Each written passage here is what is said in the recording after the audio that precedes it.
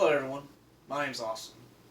I've been financially independent of my parents for 3 years after I left from the abusive household to pursue better things. And one of those things I've been trying to pursue is my bachelor's degree. And obviously, I need a little bit of help with that financially. And so I applied for the free application for federal student aid, or the FAFSA, as many of you know it by. And they wanted my parents' information because they still considered me a dependent of my parents, even after 3 years of them having absolutely nothing to do with my financial situation, and after 18 years of causing me nothing but hardship. And that's why I'm here today, to talk to you guys a little bit about why the current FAFSA is a problem and what we should do about it. Many of you in here are either students or instructors, meaning that at some point you've either heard about or have maybe even completed the FAFSA. And so I wish to argue today that the criteria for what an independent student is for FAFSA needs to be changed. And I'm going to do that by telling you what it is now, what I believe it should be, and what my theoretical model will do for the world of students. So the problem lies within the law itself. Title 20 of United States Code 1087 VVD defines an independent student as anyone who is 24 years or older, an orphan or ward of the state, a graduate student, veteran, married individual, individual with independence, or anyone having any other kind of documented unusual circumstance as documented by a financial aid officer. There's two problems with this. Number one is the age of 24. We'll cover that a little bit more later. The second problem is D7, the unusual circumstance clause. Through this, financial aid officers can create a dependency override, but it is incredibly and scarcely achieved.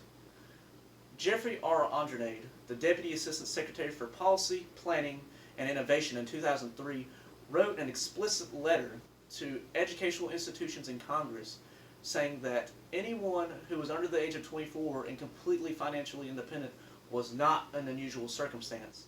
And he only documented domestic abuse or child abuse as a specific unusual circumstance, leaving much of the rest of it up to interpretation. But he also encouraged them to stricten what they consider unusual circumstance. And for those in the situation of domestic or child abuse, oftentimes there is no legal documentation if it went unreported, and if there is, it's hard to obtain. It's also very traumatic for people to recount and revisit these kind of situations, so much that some people may not even bother to do it for financial override. So let's take a look at the FAFSA. The following slides are going to be screenshots of the online application under the Dependency Status tab. It asks questions on the first page. Were you born before January 1st, 1996? Are you married? And will you be working on a graduate degree program? The next asks if you have children or dependents. It asks what your military status is. It asks if your parents are deceased, if you're a foster child or a ward of the state, if you're an emancipated minor, or if another person other than a parent or step-parent have guardianship. It wants to know if, while you were a youth, meaning 18 or under, a minor, if you were homeless or self-supporting and at risk of being homeless. The information tab that follows it just goes on to describe that homelessness means lacking fixed, regular, or adequate housing. It will then, if you answer yes to that, if your situation calls for it, if you were deemed homeless by a school homeless liaison, director of emergency shelter or housing program, or director of a runaway or homeless youth center.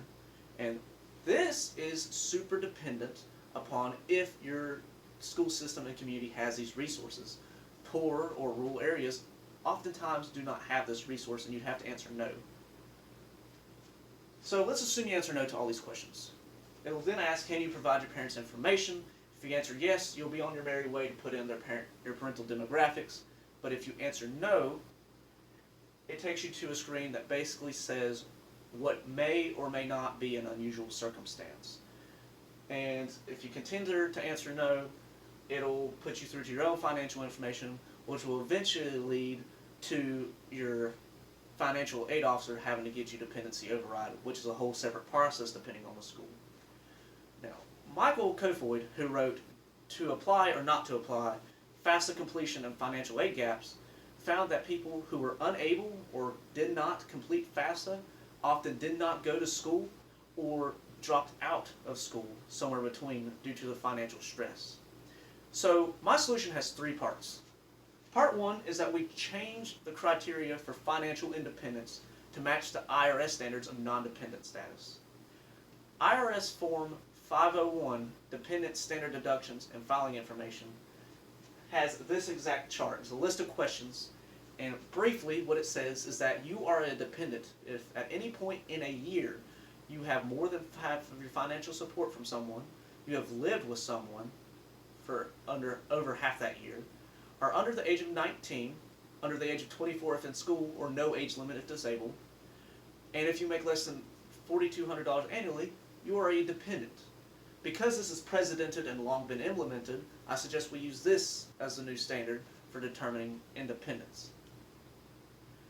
Part two is we adjust the age from 24 to 18 on FAFSA. It'll help integrate the IRS part of this as well. And part three is we require proof of residential independence. And that doesn't really need to be super strict. It can be a rental agreement, deed to a house, mortgage statement, or any other kind of receipt that shows that you live somewhere other than with your parents. So if we were to implement this, what would this look like? Now let me leave this blank for a minute so that way you can really envision this on your own. How about more people obtaining post-secondary education?